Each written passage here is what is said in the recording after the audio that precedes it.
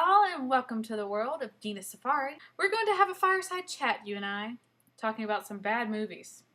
I just like to watch weird indie films, and I definitely get payback for it in the watching of these movies.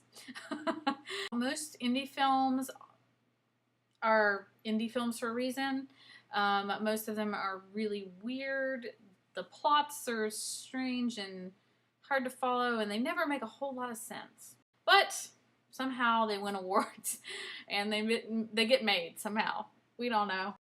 Anyway, so I just wanted to talk to you guys about Take This Waltz, which should have been called Take This Waltz, because this movie was so bad. I don't even know like how to explain this terrible movie. I'm at a loss for words about this. That's how bad it was. This housewife who, she's just a weird character. The character's relationship was not something that you could relate to. I mean, they talked to each other in baby talk, and they like talked about, it was kind of weird actually how they expressed their love. How they talked about, I want to like peel you with a potato slicer. I love you so much. I want to like smash your eyeballs in and like gut you. How in a relationship do you get to that point where you're like, you know what? I don't think I love you does it anymore. I think we should talk about how we would kill each other. That is showing our love. That is how we would express it. Instead of saying, I love you, she says, I love you. What is wrong with these people?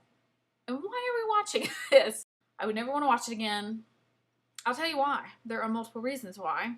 And some of them are beyond disturbing. Spoiler alert, she's freaking crazy.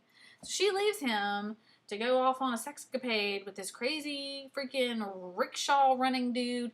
He's got a rickshaw. This is his job. You know, the husband and wife, Seth Rogen and Michelle Williams, they're both writers. How are they paying rent? Way to make things realistic for everybody. Canada. I don't like the character of her at all. I kind of want her to get murdered. I love you. I love you. So it's all typical indie film stuff for about 40 minutes of the movie. And then you get a lot of what we call here B&B. In case you're wondering what B&B stands for. Boobies and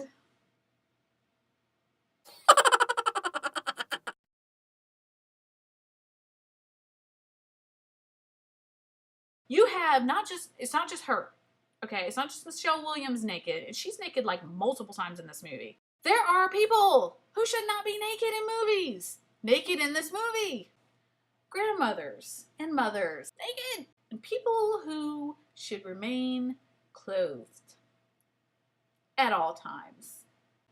Naked. Why are we looking at naked women? Old women in the shower. Why? Poor Brian. He didn't really want to watch the movie after that. He turned something else on.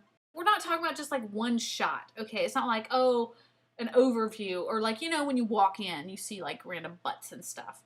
No. We're talking about multiple times. You say it with me. Therapy. Therapy. Therapy. Therapy. Therapy. This weird montage, they're doing like a circle of this loft room. And like that's where they meet and they kiss for the first time when she leaves her husband. And then like it goes through probably the next year of their life where things, you know, they start getting furniture in the room. They're having sex on couches. And then it gets to probably the only good part of the whole movie is the end. When you know it's over. So she ends up alone. Same thing happens with this dude that happened with her husband. The moral of the story is true. If you're not happy with yourself, you're not going to be happy with anyone else. You got to be happy within yourself. So that was that movie. That was about 2 hours of my life yesterday. I'm so glad I wasted. What the fuck did I just watch?